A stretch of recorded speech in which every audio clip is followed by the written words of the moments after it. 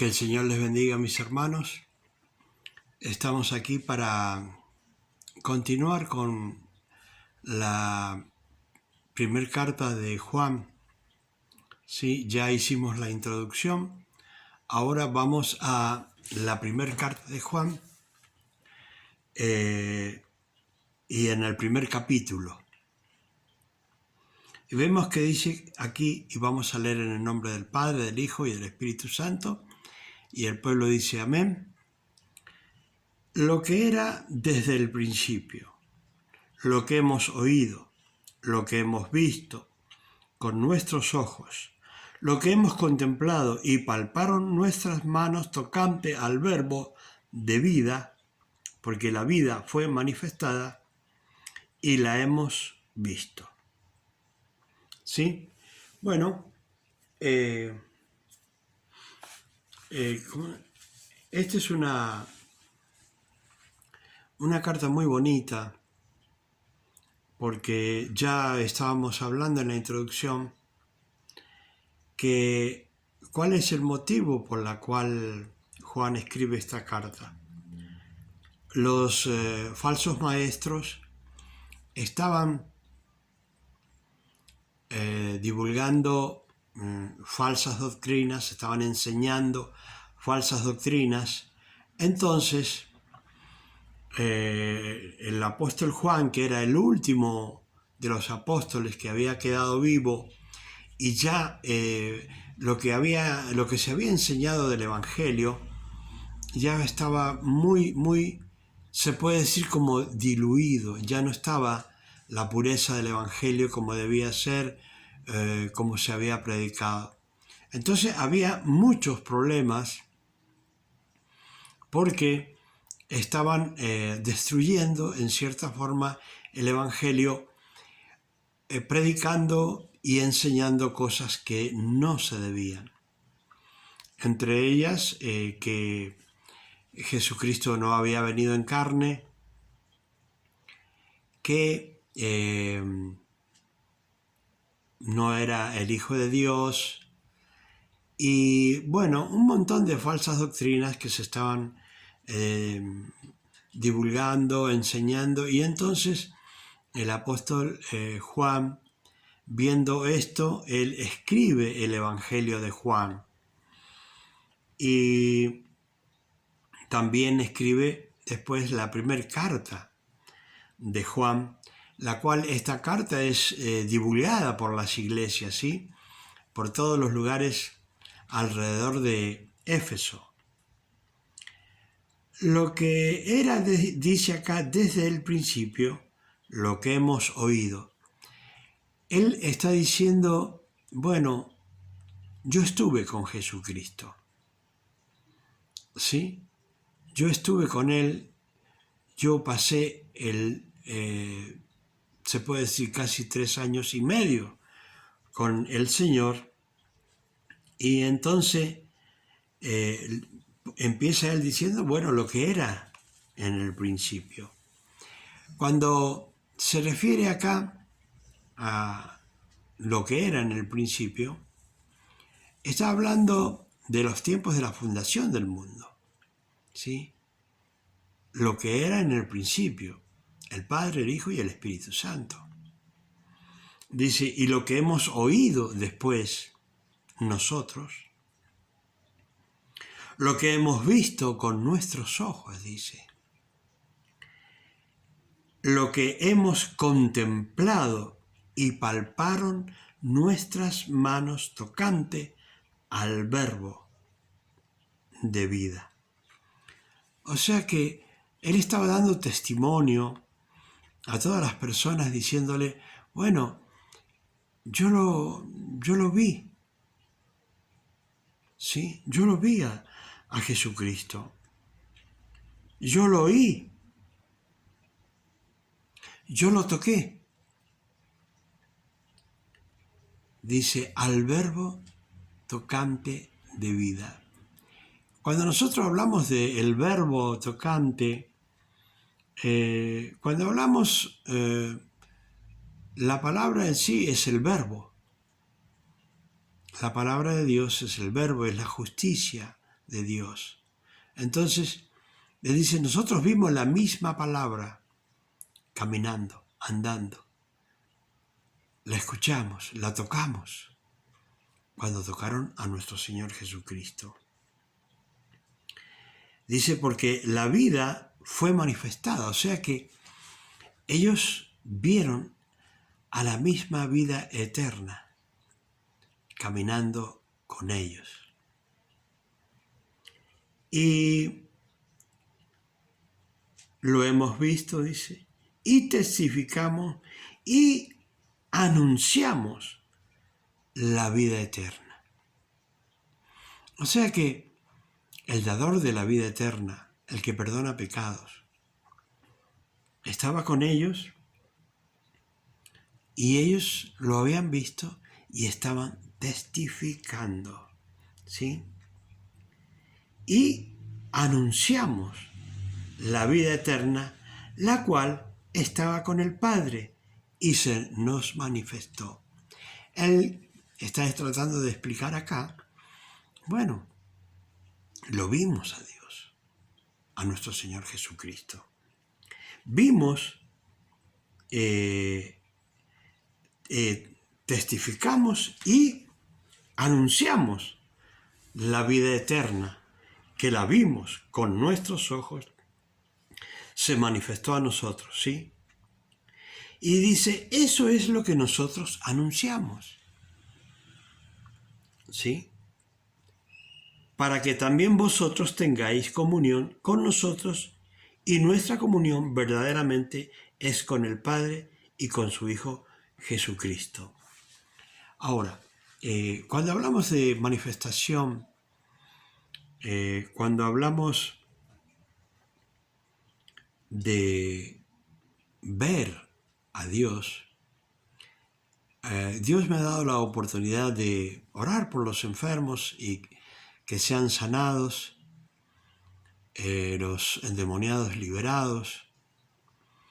Entonces allí vemos la manifestación de nuestro Señor Jesucristo obrando y trabajando, ¿sí? Haciendo milagros, haciendo maravillas. Dice, y esas cosas, Él le está diciendo, bueno, estamos testificando, estamos anunciando. Lo de Él era a decir que Él fue un testigo de Jesucristo y que Él lo vio realmente. Eso es lo que Él quería que supieran. Y dice, para que ustedes también tengan comunión con nosotros, para que tengan comunión con Jesucristo y con el Padre. Dice, estas cosas las escribimos para que vuestro gozo sea cumplido. Bueno, realmente es hermoso, es desesperante para el apóstol Juan, cuando él habla tratando de que las personas entiendan que él estuvo con la palabra, que él estuvo con el dador de vida eterna, que él lo vio actuar, que él lo vio trabajar, ¿sí? Y dice, este es el mensaje que hemos oído de él y lo anunciamos. Él dice, Dios es luz y no hay ninguna tinieblas en él. O sea que hay muchas personas que quieren vivir en la tiniebla y quieren vivir con Dios. Es imposible. Porque si usted está viviendo en luz, en la luz de Cristo, la tiniebla no va a poder acercarse. Porque no hay oscuridad a donde hay luz. Y entonces dice, y bueno, anunciamos que Dios es luz. Eso es lo que hablamos. Y no hay ninguna tiniebla en Dios. Si decimos que tenemos comunión con Él y andamos en tiniebla, mentimos. Esto es lo que las personas tienen que tener en cuenta. ¿Por qué no pueden decir, yo sigo a Cristo, estoy bien con Dios, y vemos que la persona está en pecado, entonces está mintiendo? ¿Por qué está mintiendo? Porque la tiniebla y la luz no se pueden juntar. ¿Sí? Así que dice él, bueno, si decimos que tenemos comunión con Él y andamos en tinieblas, somos mentirosos. Y así hay muchas personas que quieren convencer a otros de que son cristianos. Sin embargo, viven en el pecado. Ahora, y no practicamos la verdad, dice, si andamos en tinieblas. Pero si andamos en la luz, como Él está en luz, ¿sí? Si andamos en la luz, como Jesucristo está en la luz, tenemos comunión unos con otros y la sangre de Jesucristo, su Hijo, nos limpia de todo pecado. O sea, hay un requisito para que Jesucristo te limpie de pecado. El requisito es que tenés que ser un hijo de Dios. Y una vez que sos hijo de Dios y andás en luz, entonces, acá dice que la sangre de Jesucristo te limpia de pecados. Pero no quiere decir que toda la vida vas a estar pecando deliberadamente, ¿sí?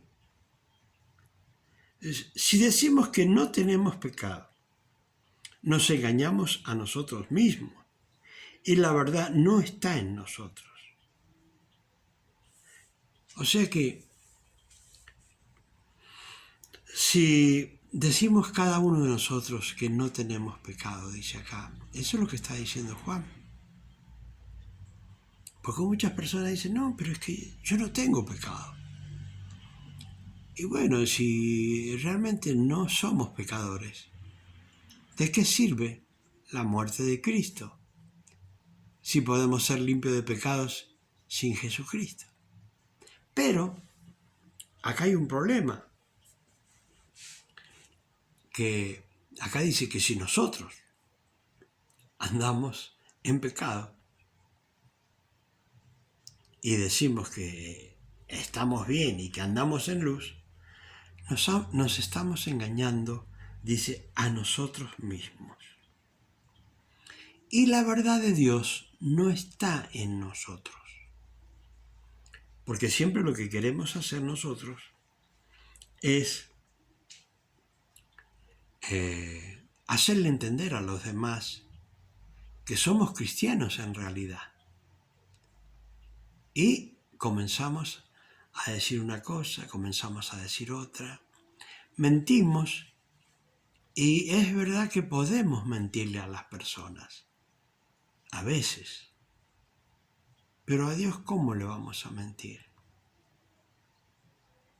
¿Cómo le vamos a mentir a Dios? Así que, si nosotros sabemos que estamos pecando, y decimos, no, yo no tengo pecado, eso es lo que está diciendo acá, la verdad no está en nosotros. Jesucristo vino porque nosotros no nos podemos salvar a nosotros mismos. Entonces Él vino, murió, derramó su sangre por nosotros para la limpieza de pecados, y a través de la fe en su sacrificio nosotros tenemos entrada a la gracia. Entonces, una vez que recibimos a Jesucristo como Señor y Salvador de nuestras vidas, entonces somos hijos de Dios y tenemos que vivir en luz, no en tinieblas como algunas personas pretenden vivir. Porque hay personas que pretenden vivir en el pecado y decir que son cristianos. Nosotros cuando tenemos ya experiencia en el Señor, nos damos cuenta que hay personas que mienten y creen que nos engañan a nosotros diciéndonos que están bien, que no tienen ningún pecado, que todo está perfecto. Pero nosotros estamos mirando que están pecando. Y no solamente mienten a los demás, sino, como dice acá la palabra, se mienten a sí mismos, se engañan a sí mismos. Ahora, si confesamos nuestros pecados, dice, Él es fiel y justo para perdonarnos nuestros pecados.